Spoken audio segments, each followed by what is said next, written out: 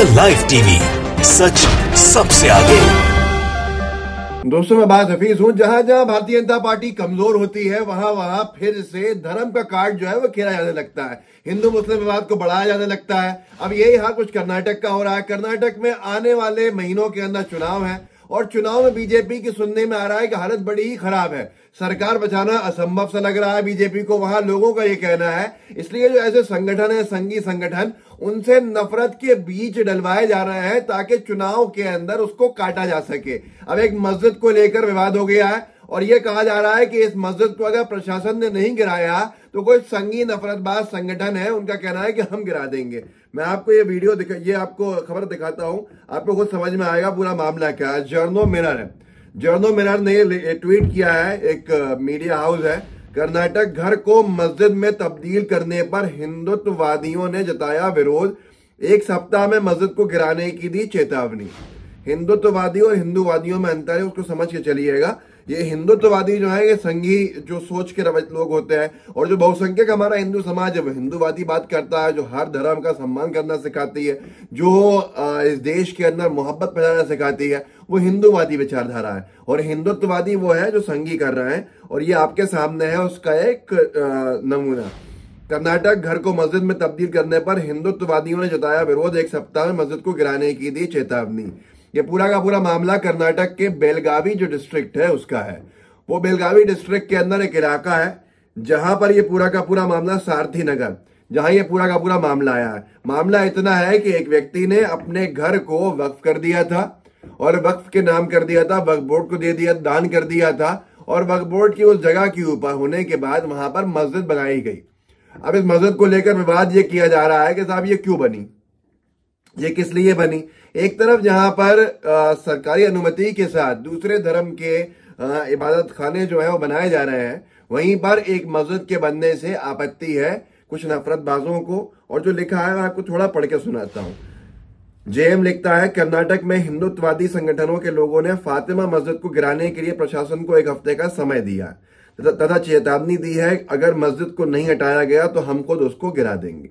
मामला बेलगावी जिले सारथी नगर का है, जहां पर एक आवासीय घर को लगभग एक साल पहले मस्जिद में तब्दील करके उसे वक्फ बोर्ड को सौंप दिया गया था।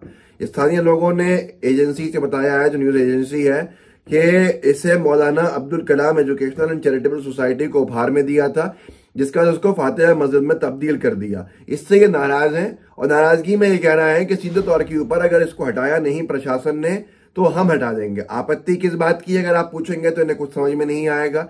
ये मस्जिद इनके किसी अधिकार को रोक रही है, जो लोग आपत्ति कर रहे हैं वो भी कोई नहीं बता पाएगा। लेकिन नफरतें इतनी घोलनी है ताकि चुनाव से पहले पहले जमीन जो राजनीतिक है बीजेपी के लिए वो तैयार हो सके, जिसका काम ये नफरतबाज नीचे से करके देंगे, ताकि ऊपर जो बॉम्बई सरकार की नाकामियां हैं वो छिप जाए और ये पूरी नफरतबाजी जो है वो हावी हो जाए और चुनाव इसी कम्युनल एजेंडे के साथ चलता रहे।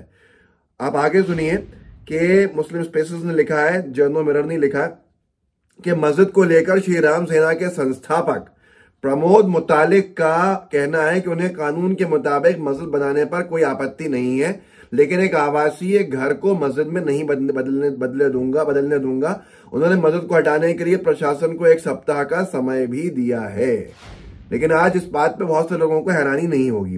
हैरानी इसलिए नहीं होगी कि ये श्री राम सेना के जो लोग हैं ये बहुत पहले से तोड़ फोड़ करते वहां पर आ रहे हैं। चुनाव से पहले ये एक्टिव हो जाते हैं और चुनाव से पहले ही हिंदू मुस्लिम विवाद छेड़ने लगते हैं या माहौल खराब करने लगते हैं। इस तरह की चीजें ये पिछले 15 साल से वहां कर रहे हैं कर्नाटक में। कभी ये यूट्यूब में कुछ करते हैं, कभी ये बेलगावी में कुछ कर रहे हैं। इनका निरंतर ये सारा का सारा कारनामे जो है चलते रहते हैं। तो ये बहुत हैरानी की बात अब ऐसी भी नहीं बची, क्योंकि अब ये नया सामान्य है।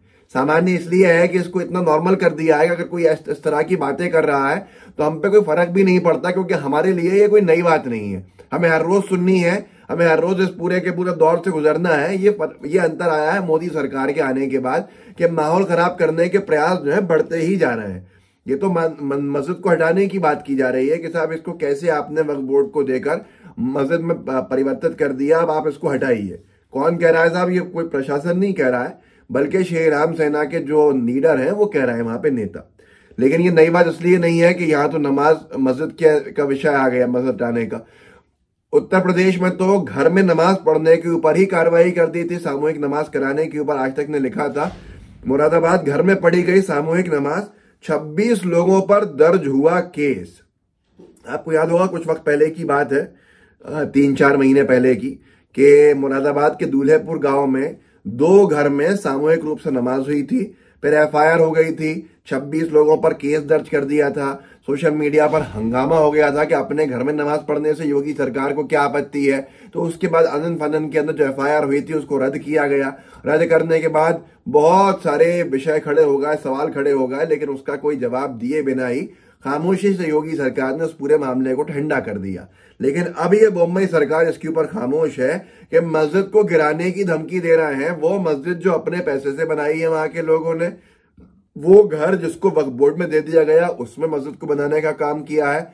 बेलगावी के जो इलाका है, बेलगावी जिला है, उस बेलगावी जिले के सारथी नगर की फातिमा मस्जिद को श्री राम सेना के जो चीफ हैं वो कह रहे हैं कि साहब प्रशासन ने अगर 1 हफ्ते में नहीं हटाया तो हम हटा देंगे। इनको इससे आपत्ति है, उससे आपत्ति है। मतलब ये अपने आप में शायद एक प्रशासन बनने का काम समझ रहे हैं, ये अपने आप को सरकार समझ रहे हैं। और उससे सबसे बड़ी बात यह है कि मुख्यमंत्री की सरकार में बैठे हुए बीजेपी के लोग वो सब खामोश हैं इस पूरे विषय के ऊपर। तो साफ समझ में आता है, पहले हिजाब, उसके बाद दूसरे विषय, फिर अब ये मस्जिद को गिराने की बात। कर्नाटक में बीजेपी सरकार पूरी तरह से फेल हो गई है और आप भी इस पूरे के पूरे डाइवर्जनरी टैक्टिक्स में आने के बजाय इनसे सवाल कीजिए जो आपके अधिकार आपको नहीं मिले। कर्नाटक में अगर आप रहते हैं, आप लोगों से सवाल पूछवाइए कि उनके हालात क्यों नहीं बदले और उसके लिए जिम्मेदार कौन है। इनके जो पुराने वादे थे उन पर सवाल पूछिए। तो ये सारे मुद्दे जो बनाए जा रहे हैं, जब इनकी कोई अहमियत नहीं बचेगी तो ये मुद्दे भी नहीं बचेंगे।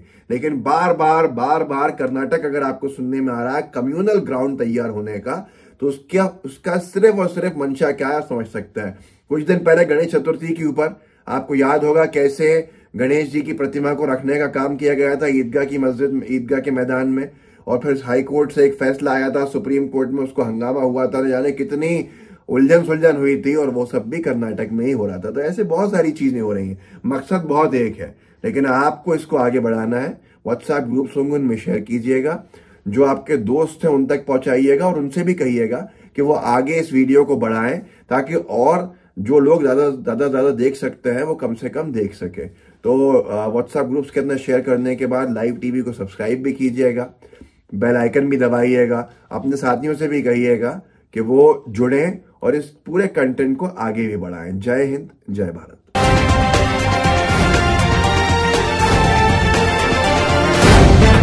द लाइव टीवी, सच सबसे आगे।